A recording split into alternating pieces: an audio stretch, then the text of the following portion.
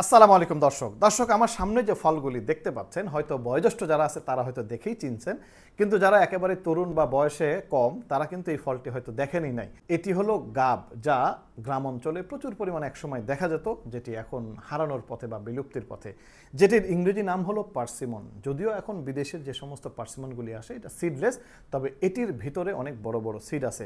এই গাব গাছে কখনো কেউ ছত্রাকনাশক নাকি কীটনাশক কোনো কিছুই স্প্রে করে না, একেবারেই প্রাকৃতিক নিরাপদ। কারণ আমরা অনেক সময় নিরাপদ খেতে চাই, যার কারণে অনেক কিছুই আমরা প্রযুক্তি ব্যবহার করি, ন্যাচারাল প্রযুক্তি, কোনো পোকাই একে আক্রমণ করে না।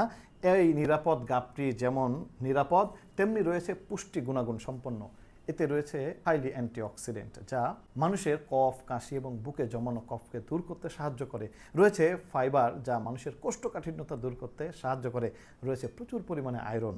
আর এটি যখন কচি অবস্থায় থাকে, কাঁচা থাকে, তখন এটি সবুজ থাকে, পাকলে হলুদ হয়ে যায়।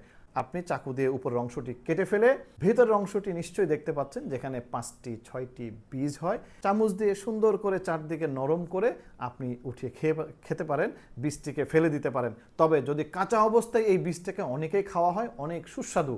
দর্শক চাইলেই এই বিলুপ্তির পথে চলে যাওয়া এই গাব ফলটি যেমন আপনি খেতে পারেন, এই বীজটি রোপণ করে বিলুপ্তির হাত থেকে রক্ষা করার জন্য এই বীজটি রোপণ করে আবার গাছও আপনি তৈরি করতে পারেন।